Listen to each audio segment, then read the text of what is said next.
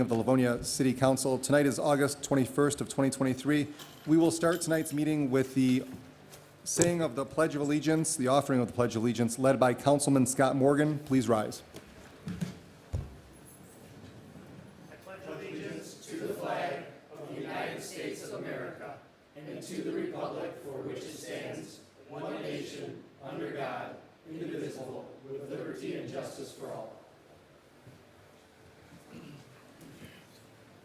Thank you, Mr. Morgan. Tonight's meeting will be a voting meeting, and minutes of this meeting will be approved at the next regular meeting, which will be on Wednesday, September 6th of 2023. Ms. Nash, will you please take the roll? Councilmember Morgan? Aye. Councilmember McCullough? Here. Councilmember McIntyre, not here yet. Vice President Toy? Here. Councilmember Barr? Here. Councilmember Donovic? Here. President Jolly? Present. We have 6 of our members here tonight. At this time, I would entertain a motion regarding the regular meeting minutes of August 9th of 2023. So moved. Support. Motion by Donovic, support by McCullough. Are there any additions or comments on the minutes from the council? I see none. Any additions or comments on the minutes from the audience? I see none. Ms. Nash, will you take the vote on the minutes? Councilmember Morgan? Aye. Councilmember McCullough? Aye. Vice President Toy? Councilmember Barr? Present. Councilmember Donovic? Aye. President Jolly? Aye, the minutes are approved. At this time, the council has set aside 30 minutes for audience communication. Members of the audience can address the council on any non-agenda items for up to 3 minutes. And those have to be on items that are not on the agenda this evening. So if you'd like to speak, please start to line up behind the podium here, and we'll get started. Mr. McCullough will take the time and notify you when your time is up.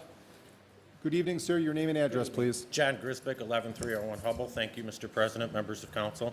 I have been watching the council meetings. I haven't been here in about a year. I did want to applaud the council for taking up the issue with the deer. Deer are something that are special to me. No matter if they're home or north, there's different ways of managing them. As a resident, I'm totally open-minded to all of the situations, and I'm glad, or the solutions, I'm very glad that you're collaborating with other communities on that. Did have one quick comment, maybe, unless it's already been done, maybe put some information about deer tips of how to keep them out of the garden, you know, pepper spray, that kind of thing, and also what you're looking at the appropriate time, of course. The other issue I wanted to talk about was tornado siren, or the storm sirens. Obviously, I live in a mature community with big trees and those kinds of things, and I know these are not issues that you have direct control over. I'm not even exactly sure who works on the testing of those, and the storm sirens, or some people used to call them the air raid sirens. They are difficult to hear, though. Even with windows open and things, they are difficult to hear, so I wanted to pass that on. Lastly, and I'm not representing anybody today except myself as a resident. I want to make that clear. I'm not representing anything that I may be attached to within the community. Another thing, I just want to thank you for all the work you do, the administration does, and department heads. Obviously, you work to make sure that you don't, and there's some agenda items I'm interested later. Obviously, I can't speak to them now, or wouldn't. But you work to make sure that things are done for the community without an adverse effect or hardship in other areas. Like, for instance, you do one thing here and it creates a problem here. And I know that's a difficult juggling act. I know it is even at a small level on committees and things that I've worked on. So without getting into other areas, I look forward to your meeting tonight. There's a couple of agenda items that interest me, so thank you for your time and have a good evening. Thank you, Mr. Grisbeck. Good evening, ma'am. Your name and address, please. Hello, good evening, everyone. My name is Daniela Abel. I was raised in Livonia. I'm currently a Livonia resident at 12109 Cavell. I am a full-time professional chef and a passionate advocate of sustainable suburban and city living. I'm a proud homeowner, and a large part of my happiness is owed to my beautiful gardens, my dog Maze, and my 5 chickens, Dorothy, Blanche, Rizzo, Marty, and Frenchie. This summer, City Inspector Mike Johnson spotted my chickens that I have peacefully kept for the last 2 years. He was kindly visited me and informed me that while Livonia does allow chickens as pets, I am not in the correct zone, and that I would have to appeal to the zoning board and pay a $450 fee just to be seen. Tonight, I am asking the council to recommend me to the Board of Appeals to grant a variance in accordance to Section 13.14 to allow me to keep my chickens. If a variance cannot be granted, I'm asking that the fee of $450 to be seen by the Zoning Commission be waived. I want to express to the council that that fee is fiscally impossible for the average single working person, since there is no guarantee that my request will be granted. Keeping chickens in a clean and enclosed area is both responsible and sustainable to city living. I grow produce and herbs, and all scraps I otherwise would throw out and cannot be composted go straight to the chickens. In a world that is producing too much waste and pollution, we already see the negative effects on our climate and subsequent disasters that are plaguing Earth every day. We can't do everything, but everyone can do something, and this is my something. My chickens add to the value and aesthetic of my property. There is no negative impacts of any of my neighbors, and they have no complaints. It is quite the opposite. My neighbors, Josh and Julie Robinson, who are here today at 12108 Cavell, have actually helped me take care of my chickens since they were little. I am passing around a folder in just a moment containing supporting letters as well as pictures of my property compared to others in my neighborhood. Directly next to me is 12097 Cavell, a house that is made of cinder block, overrun by weeds, poorly maintained, and has been rented by people who again and again neglect the property. Other houses on my street, like 12473 Cavell, have been completely abandoned and are falling apart. Other backyards directly behind me, like 12108 Cardwell, are overrun by weeds and wood, attracting everything from pesky insects to rats. As you can clearly see in the pictures I'm about to present, my property is not the problem, it's the solution. Asking me to get rid of my chickens is asking me to break up my family. In April 2022, my husband of 15 years abruptly left and divorced me. Through the healing power of growing my own food, raising chickens, and practicing sustainable living, I have finally just begun to mend myself. Asking me to break up my family will cause a physical and mental distress that will set me right back to a place I do not wish to return to. I am humbly asking for a variance to be granted so I can keep my family, my mental health, and continue to contribute to a more beautiful and sustainable Livonia. And if it's okay, I would like to pass around a folder with pictures and captions in the back. You can just put them on the desk right there. Thank you. Thank you. Okay, restart the time. Good evening, ma'am. Your name and address, please. Diane Mancinelli, 19102 Fitzgerald. Good evening to all of you. I'm Daniela's mom and Nona to our happy grand chicks, Marty, Frenchie, Blance, Rizzo, and Dorothy. They have enriched our lives in ways that are really not explainable. Our daughter and chef Daniela has been committed to the care of her chickens from the beginning. For years, she contemplated and yearned to have her own hens. Then, before she got them, she read and learned extensively about them and continues to apply good practices to the lives of her hens. She continues to read and to learn. She's raised 3 of the 5 of them from chicks to the first egg that was given to her father, gifted to her father, who helped her build their hen house, nesting boxes, and coop. She has done what is necessary to keep her hens and herself protected and sanitary, from designating shoes for the coop and proper hand washing to providing daily fresh water and feed, much of which, as Daniela stated, are herbs from her garden. One of your concerns that you may have is that taking away Daniela's chickens may cause her hardship. It certainly would, in the sense that she and her family and all of our family would feel the loss, as her hens have become a part of our family, just like her dog has. We get so much fun and joy out of them, not to mention the beautiful eggs. Our whole family was sitting on our deck last night after dinner, and we were talking about the possibility of this loss. Without being dramatic, Daniela, her sister, and I were literally in tears. Daniela shares her eggs with our family and neighbors, and we all take part in the care of her hens when she needs help. Although commercial so-called farming is not germane to the topic of raising backyard chickens, I'm confident that eggs from a few chickens raised in one's backyard are much healthier and the hens are much happier. Unfortunately, the bodies that govern the raising of hens for eggs have decided that 60,000 to 100,000 hens in one shed of a commercial egg farm is healthy. They are raised so quickly and inhumanely that they fall over from their top-heavy breasts when they walk. My college students and I watched this video with great sadness in the film Food, Inc. Although it's an old film, it's not just revelatory, but shocking, and I implore implore you to see it. Finally, I'll say that normally I do not engage in whataboutism. However, there are so many other problems with the way that some of Daniela's neighbors keep, or rather do not keep, their property. The eggs that she shares may make the neighbors very happy, but a neighbor who stockpiles trash does not. Our entire family implores you to continue or to consider permitting Daniela to keep her hens. Many thanks for your time and effort and consideration. Thank you, ma'am.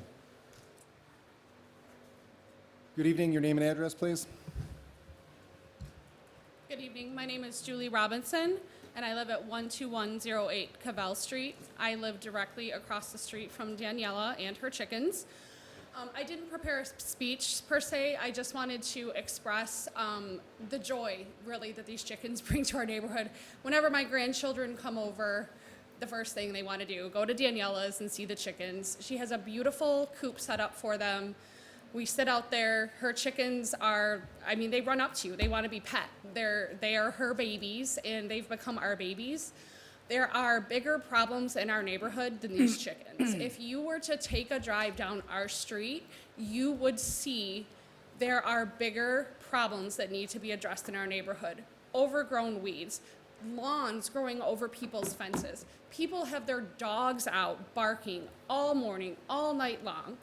These chickens, you don't hear them, you don't see them unless you go into her backyard. And they really do contribute to our community more than we could. I never would have thought having chickens across the street from me. I would have loved it, but I mean, let's talk about the cost of eggs. Like, you know, we are thriving from these chickens. We love them. We have been holding them since they were little babies in our hands, and she raised them, and these are her children. And if you take her children away from her, it would be devastating not only to her, but to the rest of the people in our neighborhood. And again, like I said, the kids, you know, my 14-year-old still goes over there. He takes care of them. He loves going over and feeding. You know, there's nights we'll go sit out there and have a glass of wine and hang out with the chickens. It's just part of our life now. And I'm just asking you to please consider Daniela's pleas to let her keep her babies. Thank you. Good evening. Your name and address, please. My name is Dave Collada, 19102 Fitzgerald Street. Good evening, Council. I'm Daniela's dad.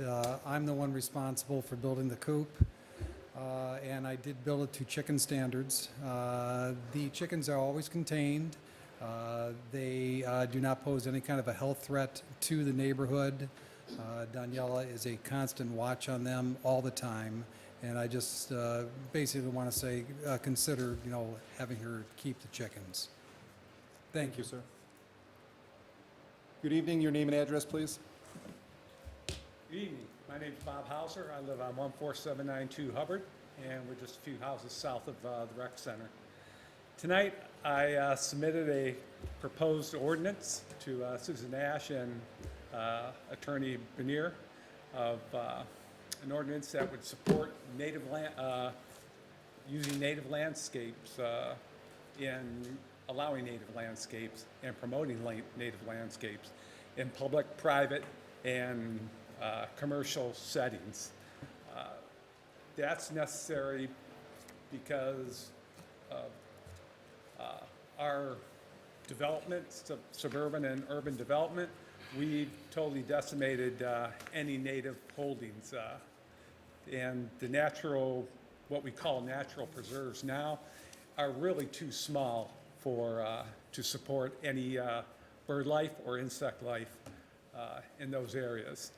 So my dream would be for Livonia to take a lead, as other communities around the nation are, in promoting native landscapes in residential areas, and maybe even in the master plan, add an amendment for commercial development to set aside some areas for native plants to support the insect life, the bees that go to pollination, the insect life support the birds. Without any of that, the birds are all gone, and those affect our lives as well. So I'm sorry, this is all new to me. But I hope to come back here, and if this is submitted to committee and you need any extra information, I have subject matter experts at my disposal that can meet with you and explain it further. Thank you, sir. Is there any other audience communication? Good evening, your name and address, please. Hi there, my name is Caitlin Belowitz. I live at 30528 Janine Street. I'm up at the podium because I wanted to discuss something that was experienced in my neighborhood recently regarding the Basilica of St. Mary's annual Dormition Festival. As some of you may or may not remember, there was a decibel limitation set in place for the festival that took place Friday, Saturday, and Sunday. I believe that was the weekend of, August 11th, 12th, and 13th. I called that Sunday night because the music that was playing at the Basilica was of a very loud volume. And while I understand that decibel limits were put in place, the bass that was coming out of the speakers and the volume that was being experienced by me and my neighbors was still extremely loud. I called Livonia PD to ask them if they were aware of the decibel limit, and the person who answered the phone acted like they had no idea what I was talking about. Unfortunately, they just said that there was a waiver and they can play as loud as they want.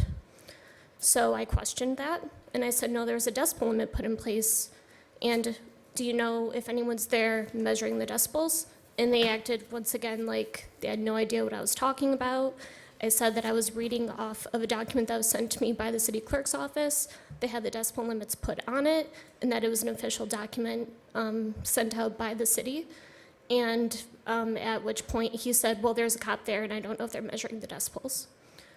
So that was a less than great response. So I was a little bit concerned about that. Went up to the festival myself on Sunday night, where I did see a police officer, and he said that there was someone there and that the decibels were being measured.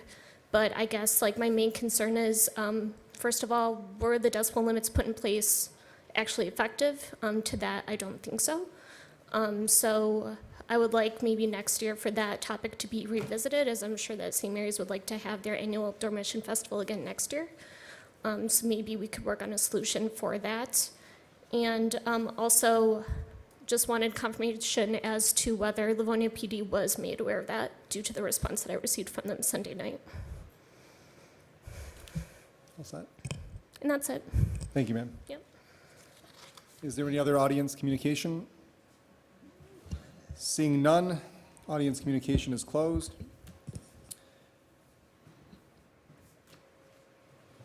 At this time, are there any comments from the council?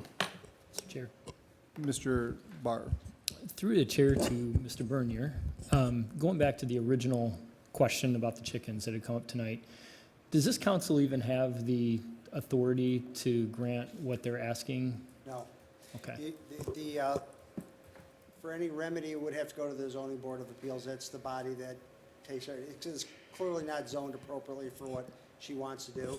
So if council, the only measures council could do is to go through the entire zoning process that we went through before and change the zoning, Right. which I don't think is going to happen. But the remedy for a one-off problem like this is to go to the zoning board of appeals, who could grant it if they wanted to. Okay, that's what I thought. I just want to say to the, is it Daniela? Is that right? And to everybody else that came, your points were very, very well made. But that's what as I was listening to what you were saying, and your pictures back up everything you're saying. I mean, you're clearly engaged and what's the word I'm looking for? You're clearly the type of property owner that we want as a citizen within this city. So thank you for that. But as you were talking, I was thinking through the various things you were asking what we could do, and I had a feeling that would be the case. And I don't think according to our city attorney, there's nothing that this council can do. There is a way for you to pursue it, but unfortunately, it's not through this council. So I just wanted, the points were so well made, I wanted to not have that be lost, and I wanted to address it. So thanks. Thank you, Ms. Toy. Thank you. If I may, to Mr. Bernier. Mr. Bernier, I think I know the answer to this question already, but I'm going to ask it anyhow. is there any way we could look at the ordinance? Because we're starting to get a lot of these types of requests about chickens and, you know, growing various kinds of things in people's yards. Is there any way we could reduce that 450 so that, I mean, 450 is kind of steep to go see them. And I think that's based perhaps on a business, you know what I mean, that probably makes a lot more digits than any of us do on our salaries, at least mine. But I just want to question that. Well, council can always, with the mayor's consent, of course, unless there's a veto, could always amend the zoning ordinance. That, of course, is not a simple process of just having a vote and going through it. You got to go through the planning commission, there's got to be public hearings, there's got to be first reads, second reads. Sure. And while I think everyone here wants to help out, I think that you would have as many people on the other side if you did something, but that's a different issue. So that's why it can't be done quickly. It has to go through the process, because there would definitely be opposing views for the council to consider also. Not necessarily on this particular piece of property, but you can't change it just for this one piece of property. No, I get that. Mr. Chair, I'd like to frame it so we could at least explore the issue of perhaps the fee involved in these kinds of things. And I know it's a slippery slope, as you're saying, Mr. Bernier, a little bit, and, but I wouldn't be adverse to doing that, because I think times are changing where, you know, I mean, I live on 3/4 of an acre, so I think I can even have horses. Yeah. But, you know, not that I want them, but I'm just saying, you know, I just feel like we need to kind of address it rather than just shut the door on it totally. And maybe I'm just being outlandish, and I see a couple of my colleagues have their hands up, so maybe they have a better idea on that. If I understand what you're saying correctly, the fee structure, that is easier to change for Correct. going to the ZBA than to actually change the zoning ordinance. Right. So that could be done, and I don't pretend, luckily we have Mr. Jerome Hanna here, who is the expert on the fee structure when it comes to those things. I don't know what the fee structure is, but that's an easy change if it's Right. appropriate. Right. That would be my intent, the fee structure. That's what I hear as a hiccup for some of the residents that have come before us or called me. Thank you. Thank you. Ms. McIntyre? I think Councilwoman Toy brings up some good points. First, I would like, things are changing in terms of how people look at some practices that used to be considered strictly rural, like the keeping of chickens. We did just go through a very exhaustive, multi-year process to look at every aspect of our zoning ordinance and change it. That's an exhaustive process. And then we also heard, which I think it's somewhat related tonight, about looking at opportunities for yards and commercial properties to have more native landscaping. And at the same time, what we hear about and what we all know about is the blight that goes on that we are not able to address. And you don't say, well, we're gonna entertain the idea of chickens on smaller lots and native landscaping because we have blight. But it's not unrelated either, because we have to tolerate, and we have not been able to find remedies for all of our blight issues. Some of it is because of the handcuffs that the state puts on us. I would like to refer the issue of, and I'm not sure what to call it, yards, habitats, to Ms. Toy's committee, which is Senior Citizens, Families, and Environment. I know normally we would undertake something looking at the zoning, or at our ordinances to law, but I think prior to going to law, this is an issue that we really need to get an understanding of what other communities are doing, maybe get some thoughts from the community, do people object, and maybe you need to get your neighbors to sign up. I don't know. It's a big topic, but I think it merits consideration, but it merits a look at it holistically. And, we spent a lot of time on council talking about changing one thing. And I think it was said tonight by Mr. Bernier, right? When you change one thing to satisfy one group of people, sometimes you create dissatisfaction, and understandably so, for another group. That's why I'd like to start this at a big look at what we ought to be thinking are, in the future, what rights people should have on their properties. I'll support that. Okay, we have a referral to Ms. Toy's committee.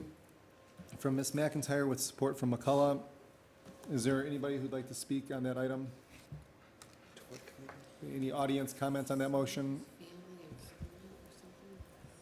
Sure, on the motion alone, please. So you have to come to the podium, but it's just comment on the motion that's been made. Thank you, and just I would, in support, absolutely, and that's exactly what I was asking for, is that broader conversation and the fees. So thank you very much. Thank you, ma'am. If there's nothing else from the audience, we'll take the vote on that, Ms. Nash. Councilmember Morgan? Aye. Councilmember McCullough? Aye. Councilmember McIntyre? Aye. Vice President Toy? Aye. Councilmember Barr? Aye. Councilmember Donovan? Aye. President Jolly? Aye, the motion passes. That will be brought out of the committee by Ms. Toy Okay, in the coming weeks okay. to month. We'll see how long it takes us to get there, but Mr. Donovan? Thank you, Mr. President. To the residents that were here talking about chickens tonight, I'm not sure if you know, but ironically, there is an agenda item number 13 that is talking about chickens tonight. So I know you probably want to leave here. I know you guys got better things to do on a Monday night than be at City Hall, but it may be beneficial for you to listen to item number 13, which is also talking about chickens.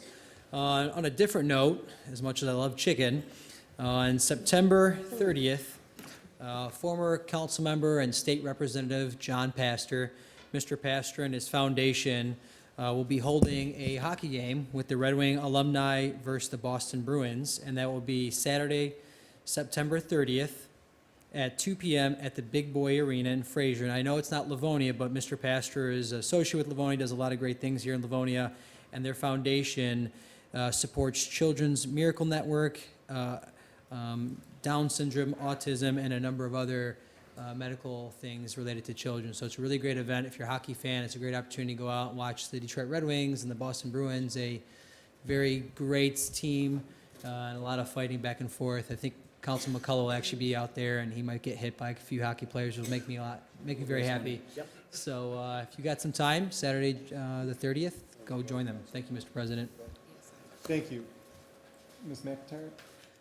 Thank you, Mr. Chair. Actually, I have three things. One, very quickly, I usually forget to cover birthdays and other family events, so I'm going to wish my husband Brian a very, very happy milestone anniversary this coming Saturday, and then 1 week after that, I'm going to wish him, at least for me, a very happy 34th anniversary. I'm not sure how many happy years he's had, but happy anniversary to him. And as I tell everyone, the good things that have happened to me in the past 34 years have all been supported or initiated or urged on by Brian.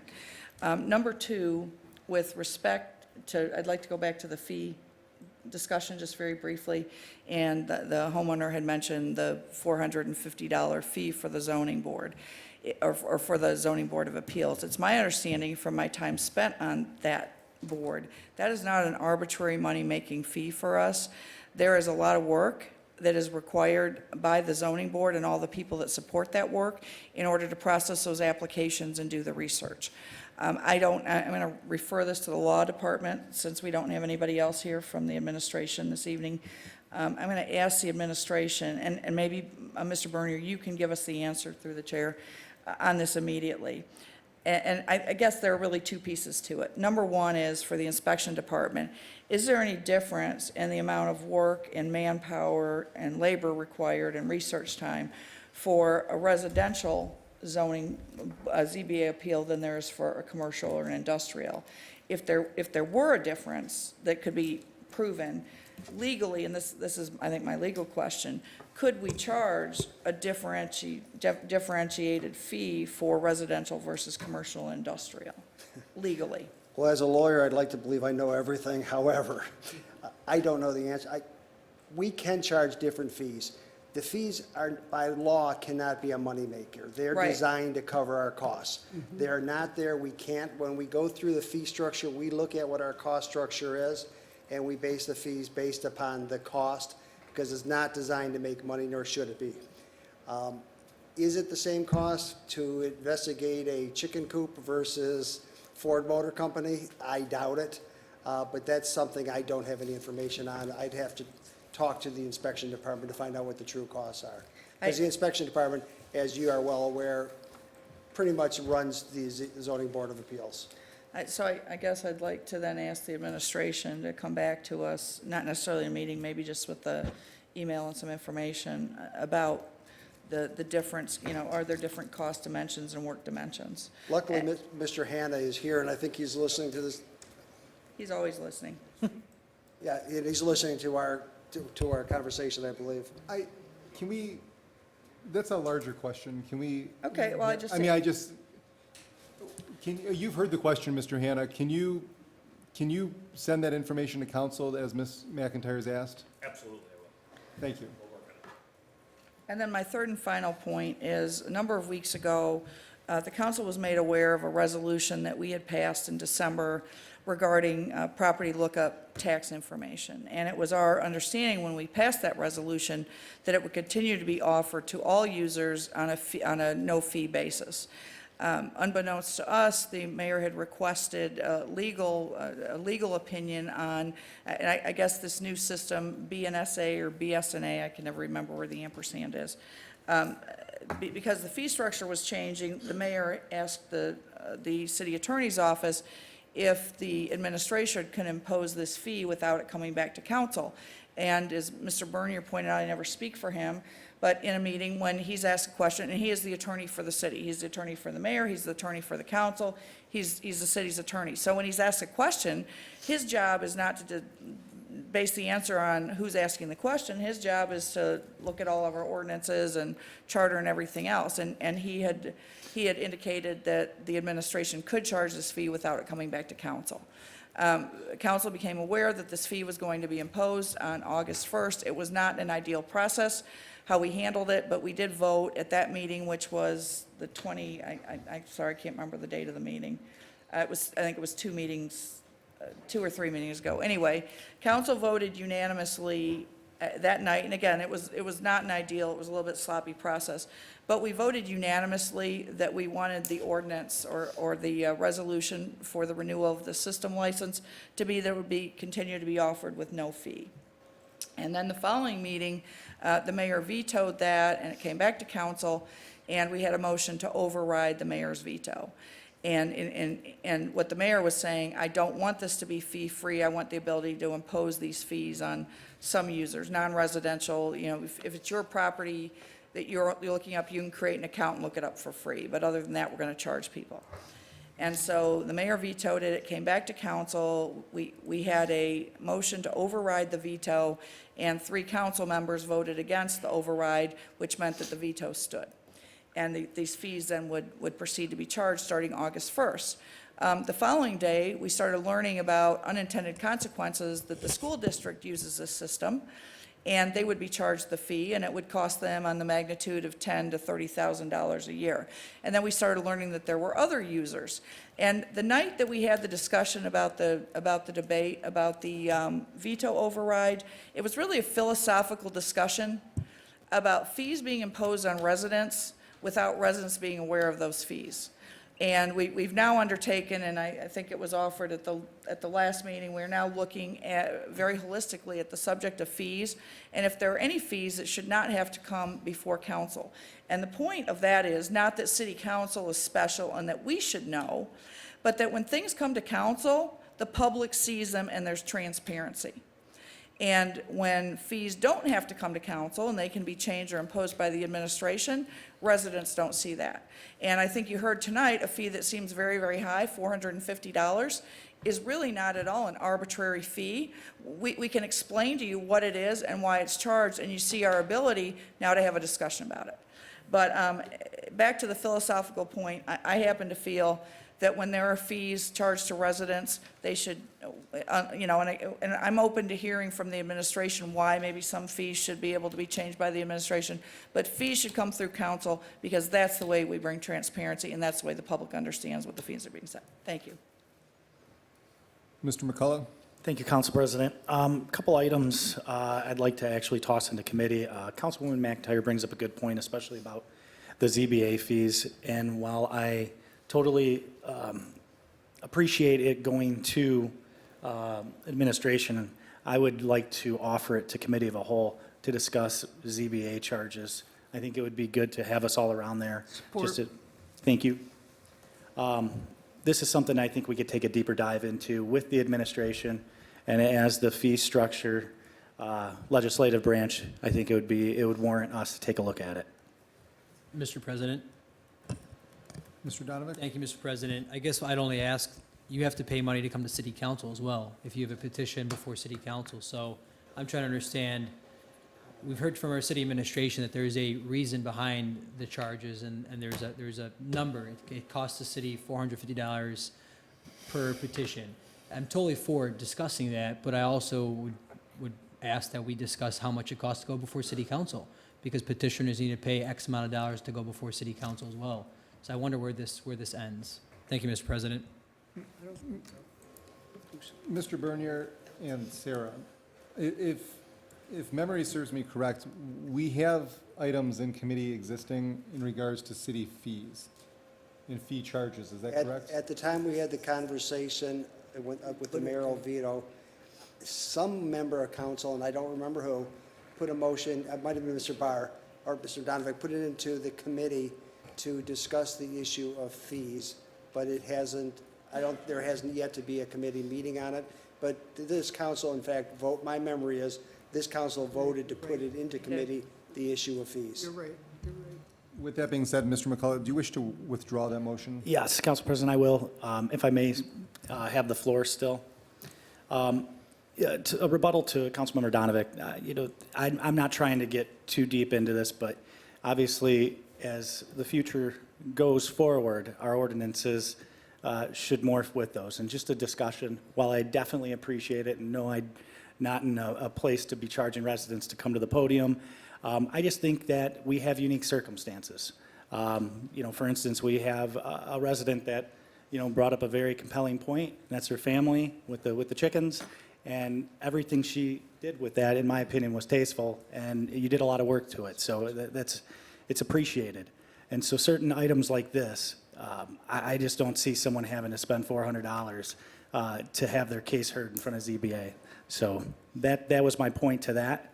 And if I may, the other item that I would like to hopefully get support from my colleagues is putting the subject matter, hang on, let me see, I was going to put it into the Law and Education Committee. You know what, I'm going to hold off on it. No, I withdrew the motion. You withdrew it, yeah. Actually, I'm going to hold on this one. This is not needed because I already think it's there. The last thing I want to touch base is a fun community event that's taking place this Saturday. Is our famous Touch a Truck event that's going to be at Greenmead. That's going to go from 8 to 2:30. Awesome event all the time. I know that a lot of us are going to be on hand handing out Hot Wheels cars, and it's always a well-attended event for kids and adults. I find myself getting kicked off with some of the heavy machinery once in a while, but it is a wonderful time, and if you're looking for something, please feel free to come out. Thank you.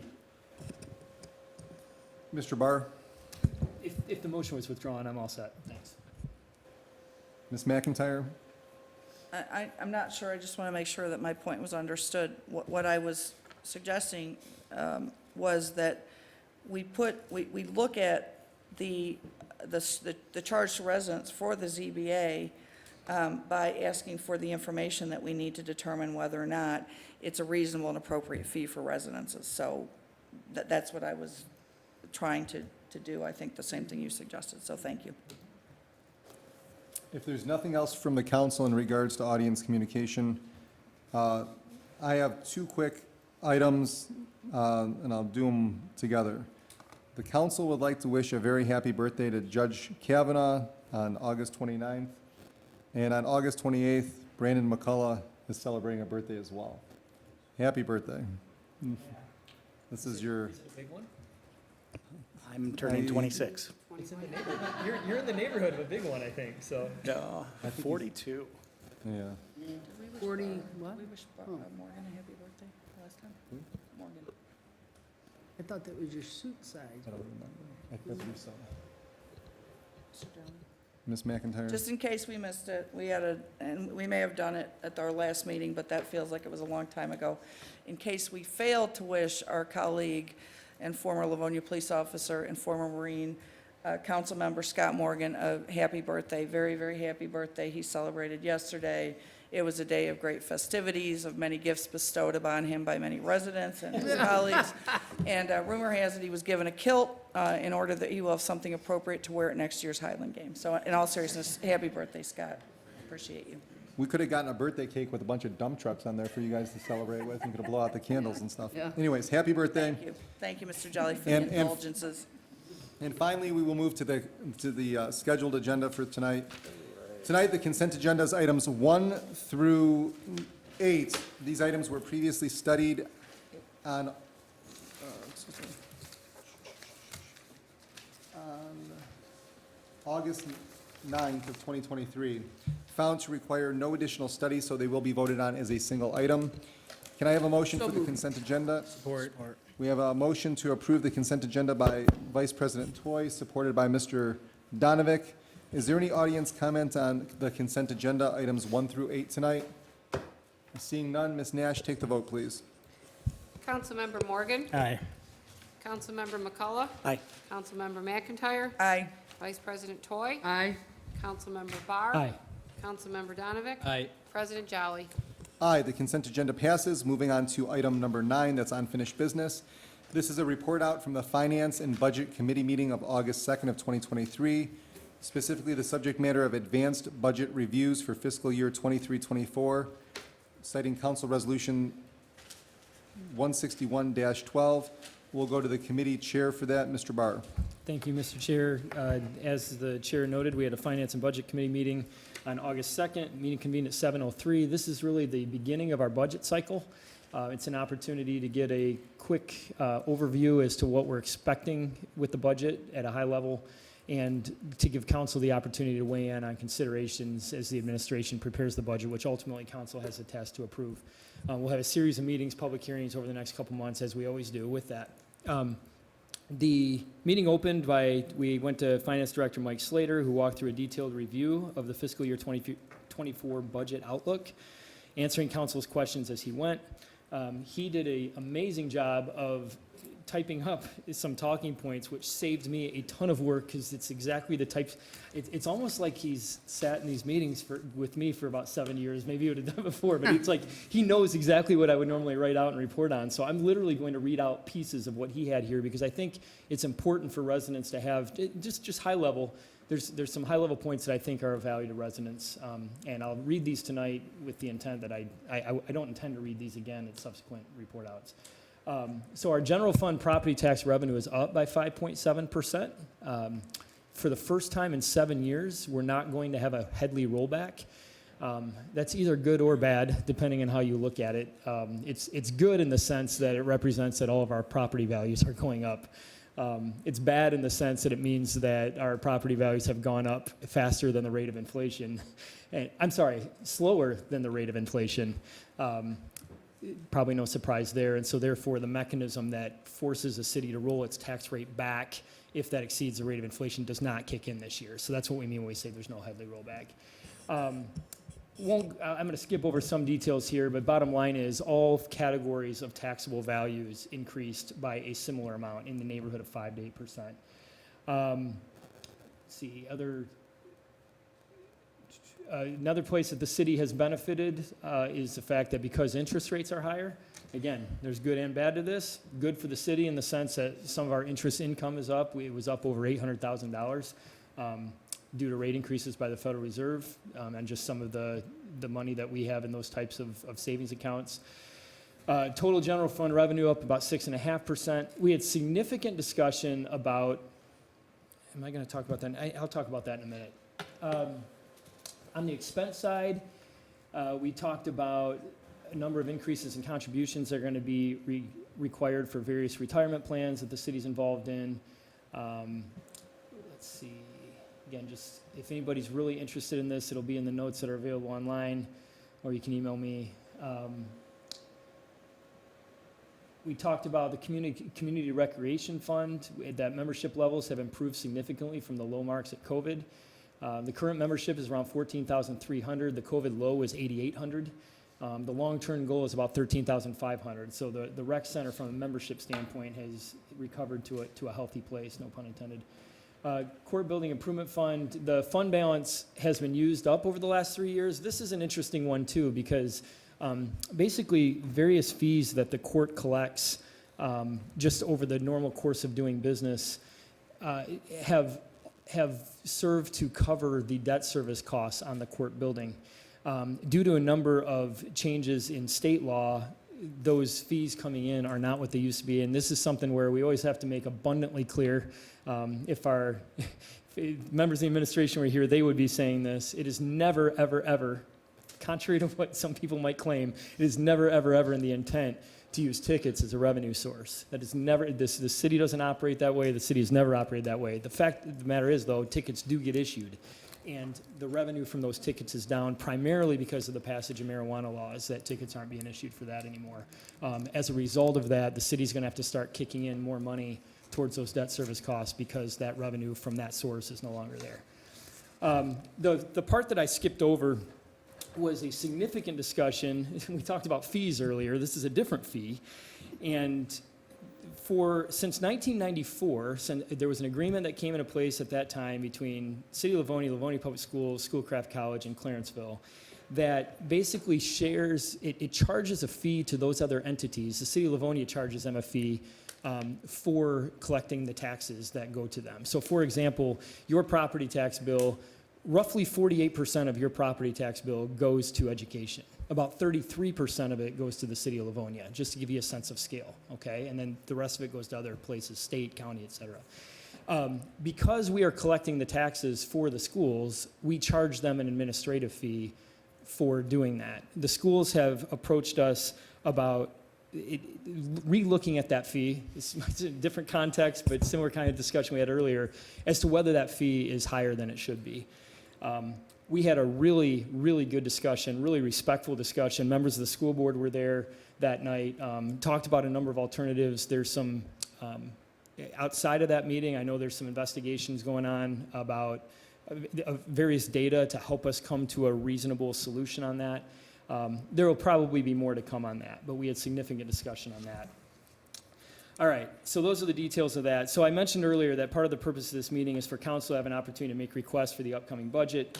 There were two that I noted from the meeting. One, and both of these have been talked about in the past. One was for a capital improvement plan, a long-term capital improvement plan, and the other one was about wanting to set aside money out of our general fund budget, get in the habit of setting aside money in our general fund budget towards future facility needs. There's been a lot of discussion on this council in recent months about significant money that we're going to need over the next 10, 20 years just to keep up our facilities.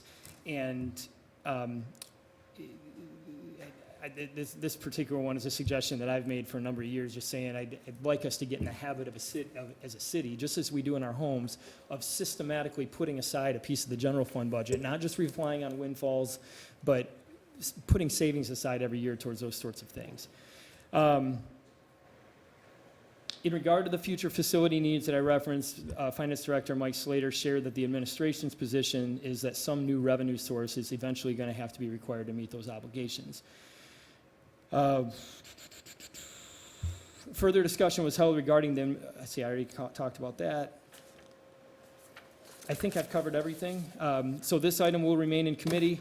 As I said, there will be more to talk about with the budget cycle. The administration delivers that budget to us on September 15th. On September 20th, we have another Finance and Budget Committee meeting to review that budget.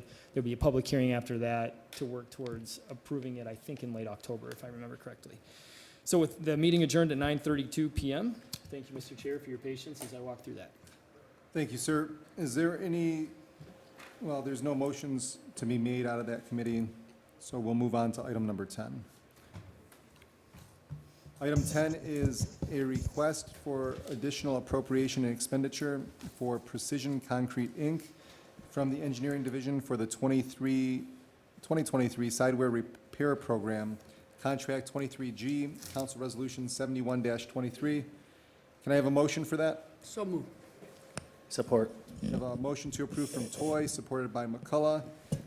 Are there any comments or questions from the council in regards to this item? Seeing none, Ms. Nash, will you take the vote? Councilmember Morgan? Aye. Councilmember McCullough? Aye. Councilmember McIntyre? Aye. Vice President Toy. Aye. Councilmember Barr. Aye. Councilmember Donavick. Aye. President Jolly. Aye, 10 is approved. Item 11 is a request for demolition of property from the Department of Inspection on the basis of the findings and order of the hearing officer regarding the demolition of residential structure at 37739 7 Mile Road. A public hearing was held on that matter on Monday, August 7th of 2023. Can I have a motion? Mr. Chair, I can't move approval fast enough. We have a motion to approve from Barr, Support. support from Donavick. Is there any comment from the council on this item? I see none. Any audience comment on this item? I see none. Ms. Nash, please take the vote on 11. Councilmember Morgan. Aye. Councilmember McCullough. Aye. Councilmember McIntyre. Aye. Vice President Toy. Aye. Councilmember Barr. Aye. Councilmember Donavick. Aye. President Jolly. Aye. The council has unanimously voted to order the demolition of the property at 37739 7 Mile Road. Item 12 is a similar item, request for demolition of property from the Department of Inspection on the basis of the findings and order of the hearing officer regarding the demolition of a residential structure at 11033 Berwick. A public hearing was held on this matter on Monday, August 7th of 2023. So moved. Support. Motion by Vice President Toy, support by McCullough. Is there any audience, excuse me, is there any council comment on this item? Seeing none, is there any audience comment on item 12? I see none. Ms. Nash, please take the vote on 12. Councilmember Morgan. Aye. Councilmember McCullough. Aye. Councilmember McIntyre. Aye. Vice President Toy. Aye. Councilmember Barr. Aye. Councilmember Donavick. Aye. President Jolly. Aye. The property at 11033 Berwick will also be demolished by order and approval of the council. Item 13 is a rezoning petition from the Department of Law for petition 2023040103 submitted by Michael Murad requesting to rezone the property at 20180 Westmore Street, located on the east side of Westmore, between Farmington and Shadyside in the northwest quarter of Section 3, from N2 neighborhood to rural urban farm. A public hearing was held on Monday, August 7th of 2023. Can I have a motion? So moved. Oh, I'm sorry, go ahead. Motion. First read. Yeah, I think we need a first read on that. Okay. Give it first read. I support. Do you want to? First read. Yeah, first read has been offered by Mr. Morgan. Because this is a change in ordinance, it requires 2 readings before a vote. So no votes will take place tonight on item number 13. Is there any public comment on 13, though? That's, I'm sorry. this is, there were 3 resolutions in front of council on this one. There was an approving to send it to the law department. We've already prepared in advance the resolution. If it gets passed, just to be prepared. But you have an approving, a denying, and a referral to the committee of the whole. So we wouldn't be up for the first reading at this time. Okay. So, Mr. Morgan, would you like to offer an approving motion? I would. Okay. And support for that from Mr. Barr. Is there any council comments on that motion? Ms. McIntyre? We had a long discussion about this. We had received a lot of communication from residents, and there were a number of residents here to speak to it. We had received some concerns from residents. There were some residents here that explained why they were opposed to it. The property that the Morads live on is large enough to legally support the RUF zoning, which would allow them to continue to have the chickens they have. It would allow them to have a larger number of chickens. They have voluntarily agreed to a lesser number of chickens than would be permitted. We heard about roosters crowing. There are no roosters that the Morads currently have. And there were people talking about problems with allergies, and the way that I understood all of that if the chickens were allowed, it would cause these problems. The chickens are there today, and what didn't come through were problems from residents, concerns, smells, whatever, because the chickens, due to the chickens currently being there. So that's why I'm in support of Mr. Morgan's approving resolution. Thank you. Thank you. Mr. Donovick? Thank you, Mr. Chair. Originally, I was not sure where I was going to land on this because I'm not in favor of quote-unquote spot zoning, but Mr. Tormina made it clear to us that this is just a different type of residential usage. And since the Morads were essentially rezoning it to a residential usage, just a different type of residential usage, that made it clear that it wasn't spot zoning in the way that I've typically understood it. And the chickens have already been there for quite a long time. And the reason why their property, kind of as my colleague Kathleen McIntyre explained, it's the chickens have been there, but the property, they don't have to go to ZBA, from my understanding, because the property already meets those parameters, the requirements to be RUF, where they don't have to go to the ZBA per se, they'd have to come to council, because we have that authority to rezone, where the ZBA does not have the authority to rezone. So I'll be in support of it, and more chickens in Livonia. Thank you, Mr. President. Thank you. Is there any audience comments on item 13? Seeing none, Ms. Nash, take the vote, please. Councilmember Morgan, Aye. Councilmember McCullough, Aye. Councilmember McIntyre, Aye. Vice President Toy, Aye. Councilmember Barr, Aye. Councilmember Donovic, Aye. President Jolly. Aye. 13 passes. The Law Department will be directed to create the ordinance changes. And I think Mr. Bernier said that's already done. All right, so we'll see that forthcoming. Item 14 is a proposed amendment to the Livonia zoning ordinances as amended from the Department of Law. For petition 2023-050104 submitted by Colossal Development Group LLC, requesting to rezone the properties at 20511, 20513, and 20515 Angling Road, located on the southwest corner of Angling and 8 Mile Roads in the northeast quarter of Section 1, from C1 Local Business to N1 Neighborhood. A public hearing was held on August 7th of 2023. Mr. President, Mr. Donovic. thank you. I have a professional work conflict, so I'll be recusing myself. Thank you, Mr. Donovic. Can I have a motion from the Mr. Chair. council? First reading. It's a first reading. Yeah, I'll be happy to give it first reading if you'd like. Thank you, Ms. Toy. We have a first read. Is there any audience comments on item 14? Seeing none, we'll move on to 15. Mr. Donovic, you can rejoin us. Item 15 is a proposed amendment to the Livonia Code of Ordinances as amended from Councilmember Brandon McCullough as the council's representative on the Tree Committee to add sections 015, 045, and 055, and to amend sections 020, 040, and 050 to Title 12 of Chapter 24, dealing with trees and shrubs. Can I have a motion on that? Council President, I'll offer a first read. Thank you, Mr. McCullough. Is there any comment from the council on that?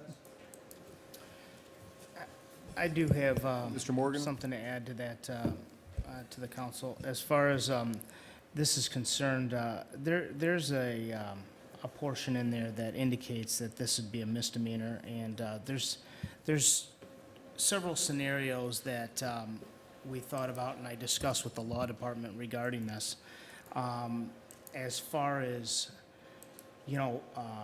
citizens or residents trimming the trees or maintaining their property. For instance, just give an example, between the sidewalk and the roadway, if they are to trim the tree between the sidewalk and the roadway, which would be the boulevard, and the tree belongs to the city, that they could be charged with a misdemeanor offense. And people are required to take care of their property, even though it belongs to the city. And a misdemeanor offense for this type of, this ordinance seems a little steep when the residents do and are required to maintain property even though it doesn't belong to them. Now, I'm not suggesting in any form or fashion that if they, remove a tree or cut a tree down that belongs to the city, that this shouldn't be in effect.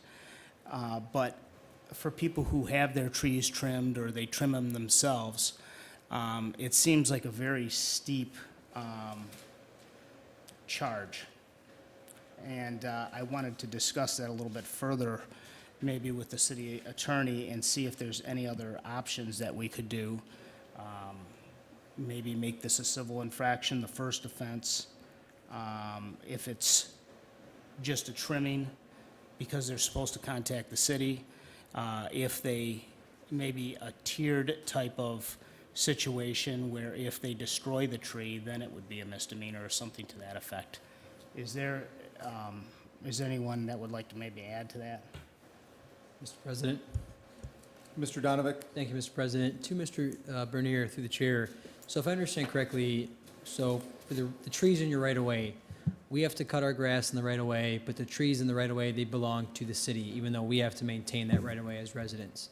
If I trim my tree in my right-of-way, do I have to first, if we pass this ordinance, I first have to get a permit from the forestry department to just trim the tree in my front yard, in the right-of-way? You have to do that now. You have to do that now? You currently still have to do it. A lot of the things, there were changes to the ordinance. I think what caught everybody's attention is the provision in there where it says that if you do X, Y, and Z, it's a misdemeanor, and that's what caught everyone's attention. The verbiage before that was always in our ordinance saying you can't do it. It never said, but this is a misdemeanor. However, it always was a misdemeanor. Under our ordinance, if it's not labeled as a civil infraction, it is a misdemeanor. So up until this day, right now, if you go out there and cut down the tree and you're right away, you've committed a misdemeanor, whether it's, we have that wording in there or not. So yes, it's a misdemeanor. We are just making it clear to the public the seriousness for which we take these trees, and we don't want them destroyed. To point out to them, without there being any doubt, that it is in fact a misdemeanor. Now, I should add, because we had a lot of discussion with several council members. There are misdemeanors and then there are misdemeanors. This is a 90-day misdemeanor, okay? Any lawyer will tell you the distinction is between a 90-day and a 93-day misdemeanor is not 3 days. The distinction is whether you get fingerprinted, whether it goes in the lien, and whether it goes on your criminal record. This is a 90-day misdemeanor. So if somebody issued you a ticket, you would not be fingerprinted, you would not be booked, it would not show up on your criminal record. While technically it is a misdemeanor, it's not a misdemeanor that gets recorded that would hurt you later in life. So there is a difference between a 93-day and a 90-day misdemeanor. This is a 90-day misdemeanor, not a 93-day misdemeanor. I know I had conversations with various members, and I'm not wed. Obviously, I'm going to do whatever council wants us to do on this. But one of the problems I had, and I told Mr. Morgan and some other members, is I looked at that, and I know I looked at it along with Mr. Moore, about minor versus major cutting down. And quite frankly, as the lawyer who's going to have to enforce that, I don't know how we define a minor and a major trimming or pruning. What is minor to me may be major to you, or vice versa. You might say, oh, it's minor, I just took down half the tree. You know, so we didn't want to get into that. We wanted to keep the status quo where it was. Hopefully, the inspection department and the law department exercises good discretion in this. As I indicated to Mr. Barr earlier, it is a ticketable offense to go 26 miles an hour down Riverside Street. I would hope no officer would write a ticket for going 26 in a 25 zone. That's what we call, that's the exercise of discretion and common sense. So while it is a misdemeanor, I would hope that there would be the exercise of discretion and common sense in dealing with it. And I appreciate that, Mr. Bernier. I can't say enough how much I appreciate the work of your law department and the work of the forestry department and Doug Moore. I absolutely understand. But I also understand from a legislative perspective about now that we are clearing this up, we've had this opportunity to clear this legislation up. I just don't know if I'm comfortable myself personally voting to give someone a misdemeanor if they trim the tree. Now, I can understand the malicious destruction of property and cutting down a tree in your backyard that's abutting a park and in a right-of-way tearing down because I just don't want it. I would love to see some distinction from a council. I don't think we need to rush this. I'd love to see some distinction where maybe it's a civil infraction if you trim a tree, but it's a misdemeanor if you chop down the tree. But I understand there's complications there. I personally, as a voting member, someone that has to vote on legislation, I'm not comfortable instituting a misdemeanor on someone potentially because the fact of the matter is one day we're all going to be gone. And we're very, very fortunate to have Paul Bernier as a city attorney, the smartest attorney in the world.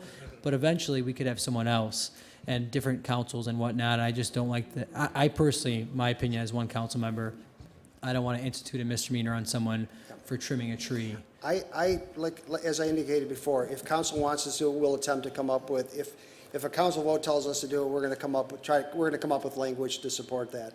The problem is, as I told Mr. Morgan earlier, and I know he recognizes what I said is true, and that's why he was talking about malicious destruction of the tree, is the first time offense, if you cut down the tree, there's never a second offense.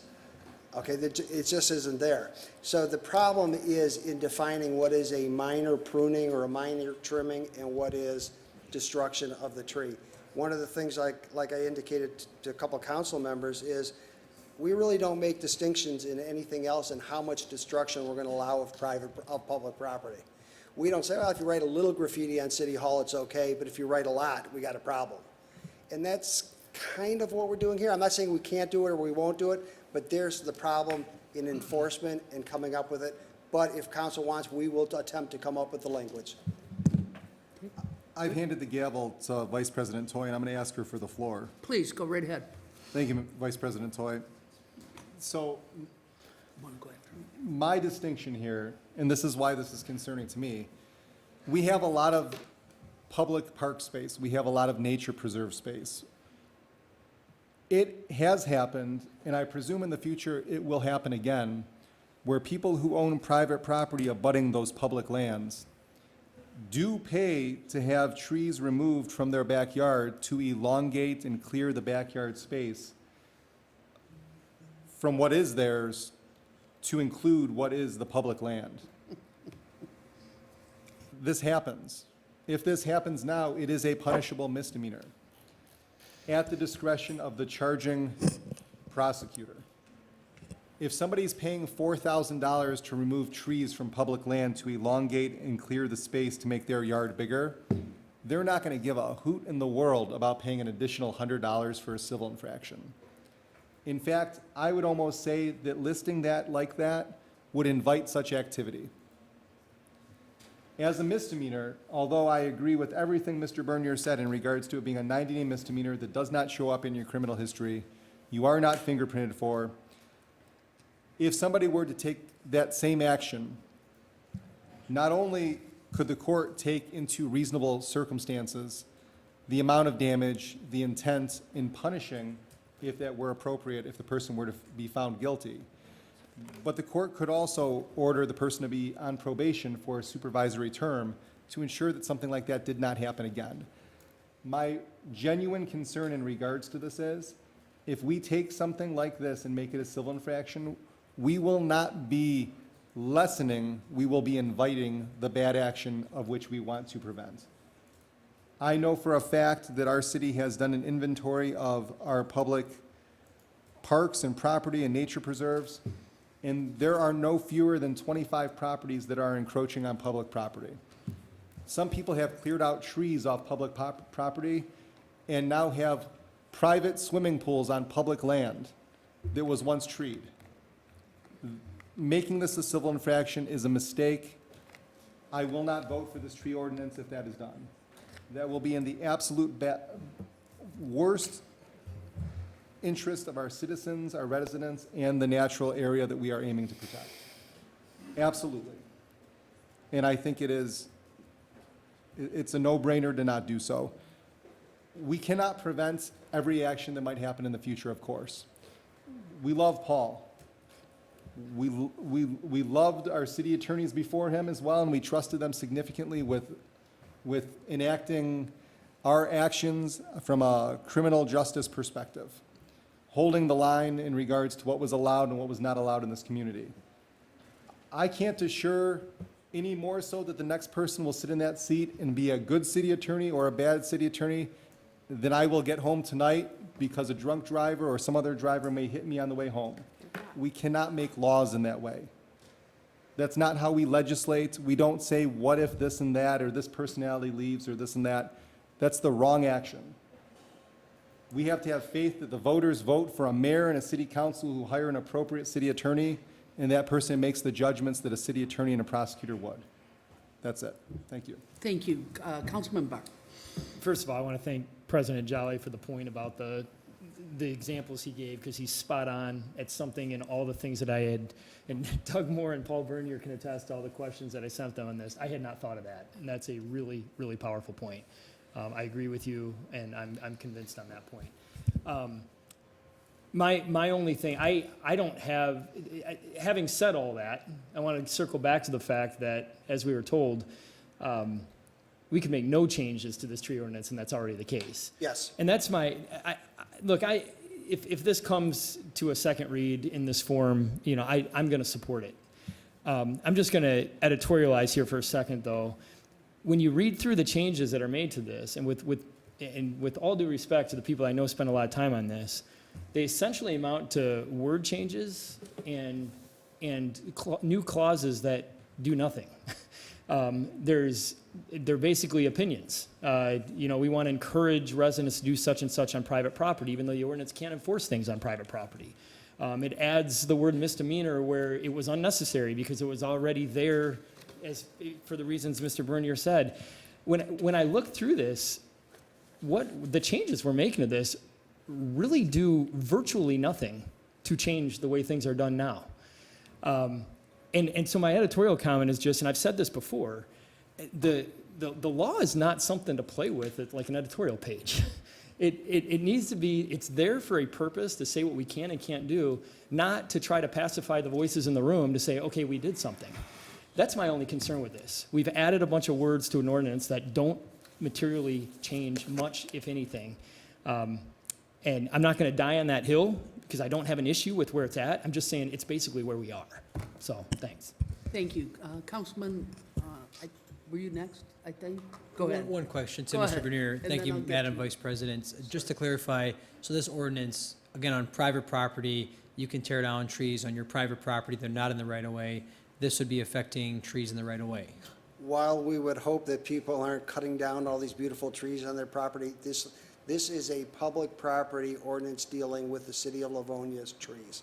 This is designed, what it really does, Mr. Barr is right in a great deal of what he's saying, in that this is taking our policies and taking them to a higher level and requiring the city of Livonia to do certain things. If we take down a tree, we have to go through a process of examining the tree and replacing the tree.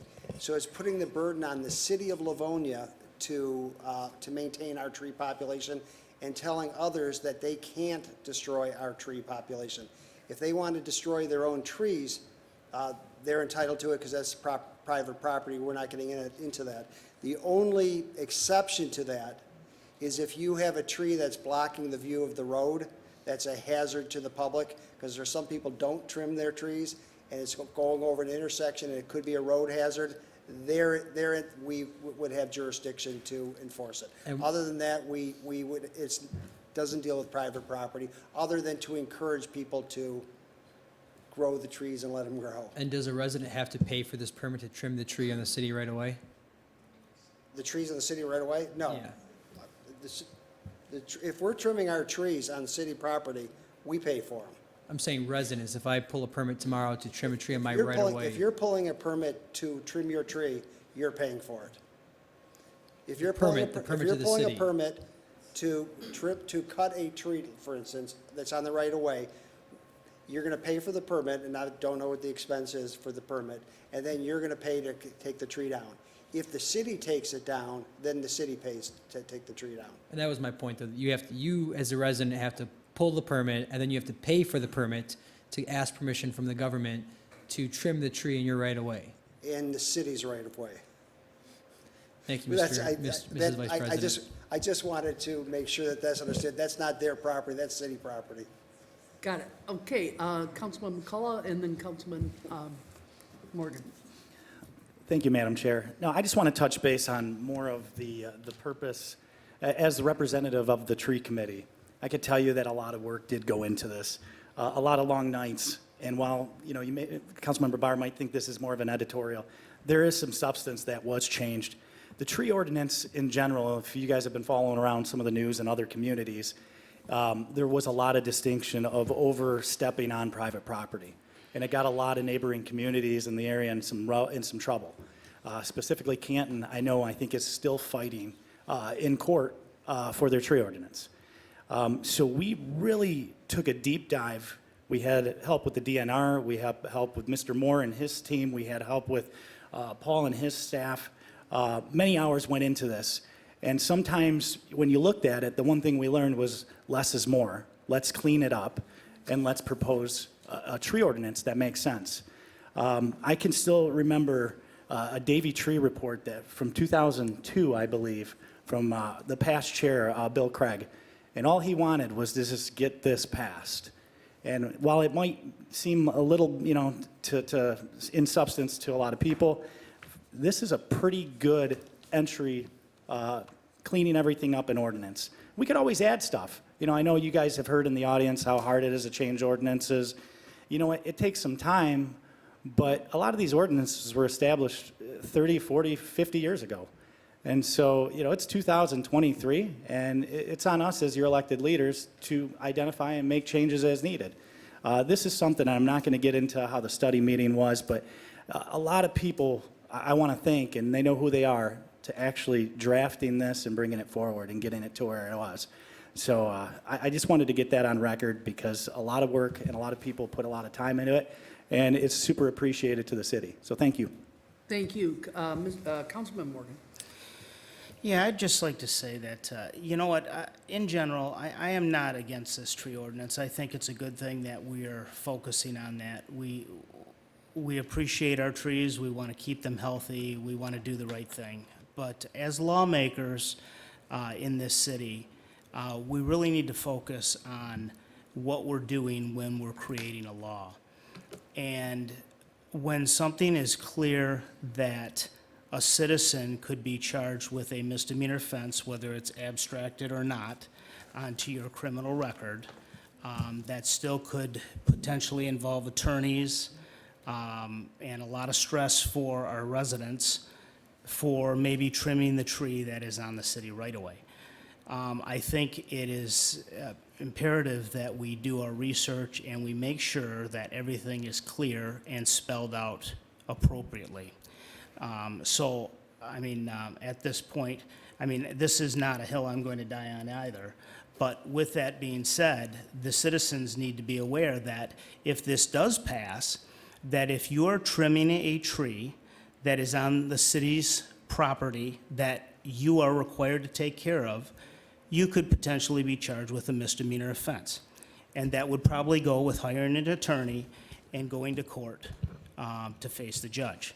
So that is, and alls I was requesting is that maybe we look at this a little bit longer, maybe determine exactly how we're going to go about it, whether it be a civil infraction and then a step up to a misdemeanor, depending on what type of damage was done to the tree or what exactly was done. So that's all I have to say about that. Thank you. Thank you. Anyone else? Yes, go One right quick ahead. thing, just a point of information for council, and you may have all been privy to this. I don't remember if it was a public thing or if it was in an email to me from some of the questions I asked, but I do think it's important to know that in the history of the city, we're not aware of a single time that someone has been charged with a misdemeanor for doing this, even though this has been on the books. I'll just leave that out there as a point of information. Thank you. That's helpful. Anyone else from the council before we go to the audience? Anyone from the audience wishing to comment on 15? Yes. Good evening. Your name and address for the record. Yes, my name is Margaret Earl, 31545 Pembroke Street. Thank you. When we first moved into Livonia in 1976, I think there was an arborist on staff, and our trees were looked at and trimmed on a fairly regular basis. Now, we had the Dutch elm disease come through, and a lot of our boulevard trees were taken out, and a bundle of trees was purchased. Some of those trees have very low branches as they're young, and if they're not trimmed, they are a problem. I'm a fairly short person, and when I walk around my block, I have to duck under at least 4 trees simply to go around the block. We called in the summer of 2022 to have our tree on one of our properties in Livonia trimmed. They finally came out in the summer of 2023. When people are walking, am I responsible if they get hit by one of those branches and fall and injure themselves, or is the city going to step up and pay that? I also wonder, how often do we have an arborist coming around the subdivisions to actually mark the trees that need to be trimmed? I'm just concerned about people who simply want to make their property and the sidewalk safe for the community. That's very different than people who are going to take down an entire tree. So when we pride ourselves on being a tree city, maybe the city needs to make sure they're taking care of them. Thank you. Thank you very much. Anyone else before we call for the vote? Yes, go right ahead. Oh, we don't have a vote. We're doing first reading. Sorry. I just want to echo what this last citizen said. The first thing I was thinking about is that you, as a Can I get your citizen... name again? I'm sorry. Diane Mancinelli, 19102 Fitzgerald. Thank you again. So a citizen would do the industrious and the right thing by trimming a tree or a branch that is about to fall and protect people walking by, and you get charged for it. So I'm just saying that doesn't make any sense to me. That's it. Well, you might want to call the city, see if you can get it remedied real quick. But it is city property, I think is what I'm hearing others say. Okay, thank you very much. First reading, and I'm going to hand it back to the president, the gavel. Thank you, Vice President Toy. We will now move to item 16. That's a roll call vote for the proposed amendment to the Livonia Code of Ordinances. Petition 2023050301 submitted by David Horde requesting to vacate a surface drainage easement at 17260 and 17270 Carroll Drive, located on the east side of Carroll Drive between 6 Mile Road and Harrison Avenue in the southeast quarter of Section 12. First reading was provided by Councilmember Kathleen McIntyre on August 9th. Second reading. Ms. McIntyre? I would like to offer second reading, please. Thank you. Is there any comment from the council? Any comment from the audience on 16? Seeing none, Ms. Nash, take the vote. Councilmember Morgan? Aye. Councilmember McCullough? Aye. Councilmember McIntyre? Aye. Vice President Toy? Aye. Councilmember Barr? Aye. Councilmember Donovic? Aye. President Jolly? Aye. 16 passes. New business tonight is item 17 and 18. Item 17 is a request to schedule a closed committee of the whole meeting from the Department of Law for the purpose of discussing pending litigation and attorney-client privilege communications with respect to Donald and Dina Krosky et al. Versus the City of Livonia. That's Wayne County Circuit Court Case 22-011590-NZ. Can I have a motion? Offer and approving. Support. Approving by McCullough, support by Barr. Is there any council comment? Any audience comment on 17? Seeing none, Ms. Nash, please take the vote. Councilmember Morgan? Aye. Councilmember McCullough? Aye. Councilmember McIntyre? Aye. Vice President Toy? Aye. Councilmember Barr? Aye. Councilmember Donovic? Aye. President Jolly? Aye, 17 passes. 18 is a similar request for a closed committee of the whole meeting from the Department of Law for the purpose of discussing pending litigation and attorney-client privilege communications with respect to Barbara L. Thomas versus the City of Livonia. That is an EEOC charge number 471-2023-03811. Can I have a motion? So moved, McIntyre. Support. Motion by McIntyre, support by McCullough. Any comment from the council? Any comment from the audience on item 18? Seeing none, Ms. Nash, take the vote, please. Councilmember Morgan? Aye. Councilmember McCullough? Aye. Councilmember McIntyre? Aye. Vice President Toy? Aye. Councilmember Barr. Aye. Councilmember Donovic. Aye. President Jolly. Aye. Item 18 passes. That concludes the scheduled agenda for this evening. The council will go back to audience comments for any items that were not on the agenda tonight. Anybody who has not spoken during the previous open comment session at the beginning of the meeting may address the council now. Going once, going twice. Motion to adjourn. Support. We have a motion by Vice President Toy, support by McCullough. I think we can safely show 7. The council is adjourned. Our 8 p.m. study session will start at 8:35.